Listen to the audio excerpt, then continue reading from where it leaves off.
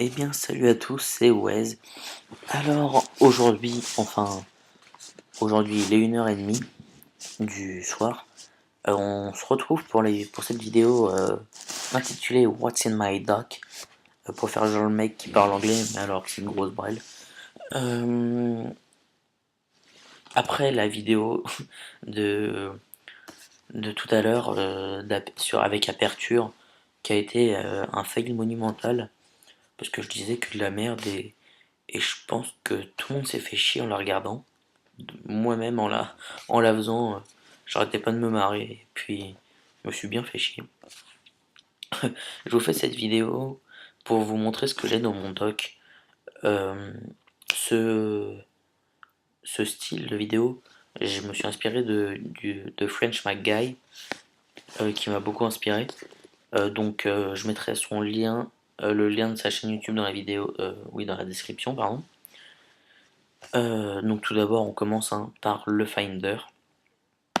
C'est où vous avez tout, tous vos fichiers, tous vos trucs cumulés, vos images, vos documents, vos musiques, vos vidéos, vos téléchargements, et j'en passe et des meilleurs. Votre disque dur, et je pense que vous avez compris, c'est pas la mer à boire. L'App Store, l'App Store, l'App Store. Ben, je pense que maintenant beaucoup de gens connaissent. C'est vous achetez vos applications, mais bon, ce qui me saoule, vous allez me dire c'est normal, mais ouais, les payantes, FaceTime, utile, Pages, utile, Photo, utile, Xcode, utile, toutes les meilleures applications sont malheureusement payantes. Et ça me fout les boules. Bon, ça m'empêche pas d'en acheter quelques-unes qui sont payantes, hein. Mais bon, faut dire que j'ai pas envie de dépenser tout mon fric dans des applications. Parce que, bon, vous voyez encore, voilà. On va regarder les prix. On va faire notre fille, regarder, faire le shopping. Mais bon, voilà. On va prendre par exemple les 20 premières. Mais FaceTime, franchement, qui est utile, allez, on dit 1€. Pages, qui est utile, allez, ça fait 17€ au total. Si on ne l'a pas déjà, iPhoto, 30€. Allez, 35. iMovie, ça fait 40. 50, 70. Angry Bird, 70, 60, allez, 75. Oula, Final Cut. Bon, allez, on le met de côté. Et Aperture, 62€. Vous voyez, si vous voyez rien que les meilleures applications, mais vous en avez déjà pour une centaine d'euros, et encore, je compte pas Final Cut. Donc, bon.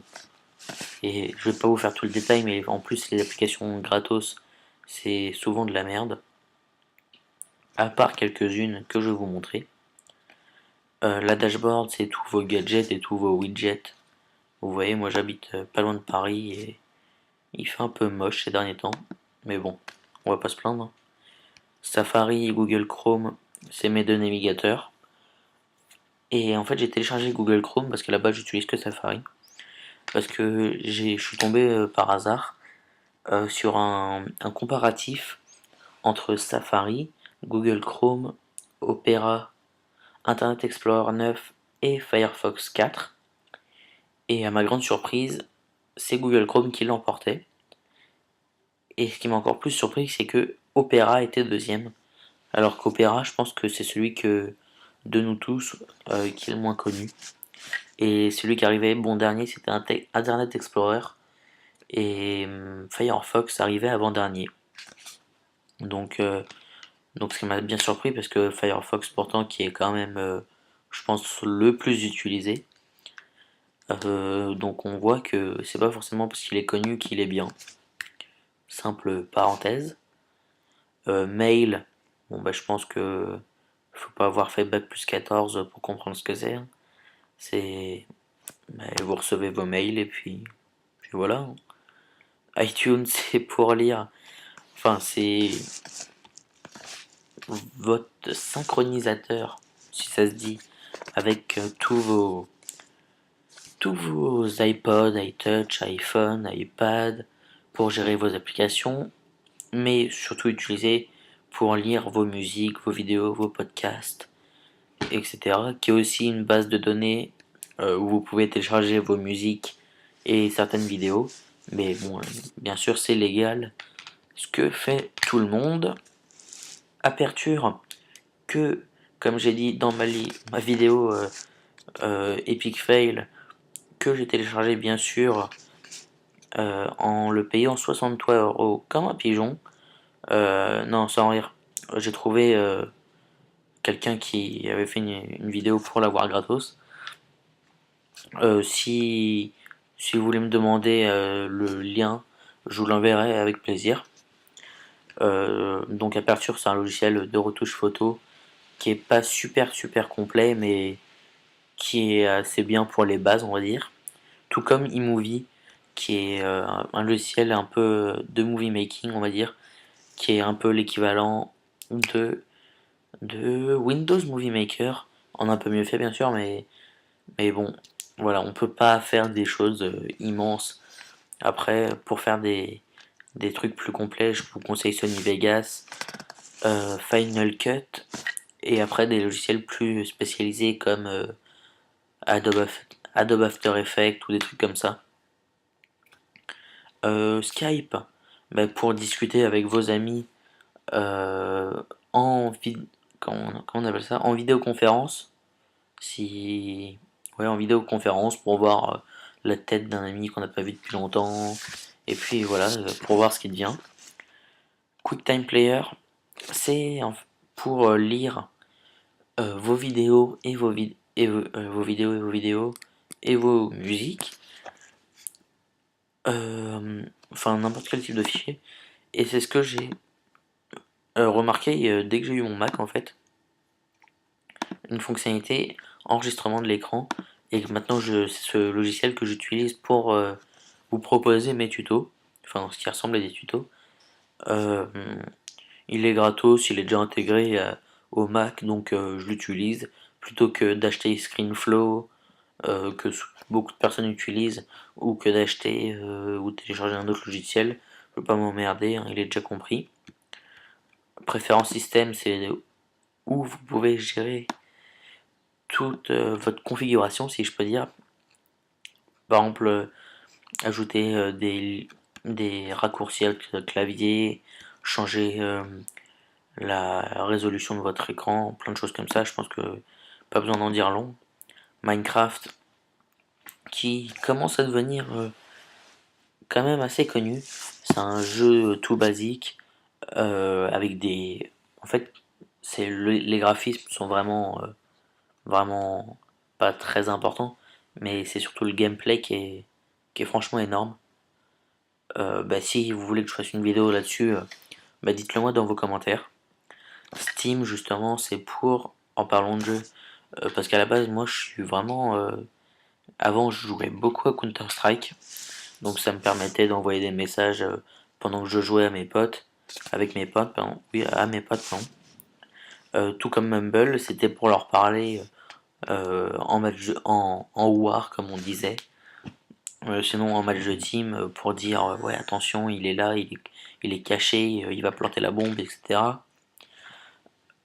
Donc voilà, que je garde toujours, parce que je communique toujours avec plusieurs potes, dont Stry, qui fait qui est un super movie maker, qui a qui fait quelques tutos et qui a une chaîne sur des plugins Minecraft. Je vous mettrai tous les liens dans la description. TV Series, c'est un logiciel pour, en gros, ben, vous l'avez compris, gérer vos séries télé. Par exemple, bon oui, par contre, dès qu'on l'ouvre, il y a souvent des mises à jour à faire, etc. Par exemple, vite fait, Heroes, j'ai regardé la saison 1, la saison 2, la saison 3, bon, comme vous voyez, mise à jour. Et la saison 4, imaginons, j'ai vu que les 10 premiers épisodes, ben, je coche vu. Ok. Et puis, les autres, je ne coche pas. Et bon, vous allez me dire, d'ici là, vous pouvez créer une note et mettre Heroes épisode 10. Mais en fait, ce qui est vraiment bien, c'est que vous pouvez le synchroniser avec votre calendrier. Donc par exemple, je prends l'exemple de Doctor House qui passe tous les mardis sur TF1. Ben là, je vais ajouter, je mets Doctor House Et je mettrai une alerte dans mon calendrier pour dire pour que le mardi à 20h30 ça me dise une alerte enfin dans 10 minutes Dr House épisode truc. Donc c'est super pratique. Donc c'est pour ça que je l'ai téléchargé moi. Surtout que je regarde pas mal de séries. Evernote, alors c'est le plus grand mystère de l'humanité, de la Terre entière. Enfin non, pas si grand que ça. Je dis un peu de la merde. C'est un organiseur pour tout con, mais pour vous organiser, pour un peu très ranger vos tâches si vous êtes un peu bordélique. Par exemple, vous savez trouver un lien sur internet, hop là, vous créez une note. Enfin, personnellement, je l'ai jamais utilisé de ma vie. J'ai juste téléchargé parce qu'il était classé numéro 1 dans les applications gratuites.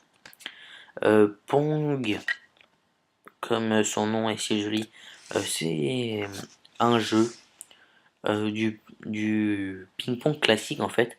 Donc vous avez juste la barre qui défile, il faut renvoyer la balle. Donc c'est tout con, je l'utilise vraiment dans mes cas de solitude profonde. La prochaine application c'est Caféine. Et ça, c'est une application gratos et qui est franchement super pratique. Ça vous est enfin, ça m'arrive tout le temps. Je télécharge un film et puis là, boum, mon ordi se met en veille. Le téléchargement s'arrête. Ça faisait 3 heures que c'était en route et puis il restait plus 5 minutes et vous devez tout recommencer et vous êtes blasé jusqu'à la mort.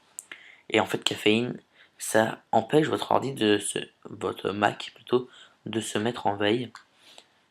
Et par exemple là, jeux qui ne se mettent pas en veille, moi indéfiniment, donc dès que je le lance, Caféine. Mais sinon, vous pouvez dire qu'il se met pas en veille dans les 5 prochaines minutes, etc. Et donc vous avez le logo Caféine, pardon, une fois configuré qui s'affiche. Et donc vous aurez juste à cliquer, il est actif et il sera pas en veille. Donc franchement super bien.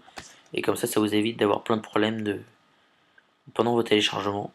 Et Alpine Crawler, pareil, hein, je l'ai un peu téléchargé, bon, parce que j'avais un pote qui l'avait sur son Mac, et parce que aussi il était bien classé dans les applications gratuites. C'est un jeu de voiture en montagne, tout con. Donc il n'y a pas plus à dire, hein. On va se quitter ici pour cette deuxième vidéo de What's in my duck, bébé Trizzo. Je parle un peu comme. En fait, j'aime bien me foutre de la gueule des gens qui parlent genre ouais, j'ai bien, t'as vu. Euh, donc, on se quitte maintenant pour cette vidéo. J'espère qu'on se retrouve très bientôt. Tchuss, c'était Wes.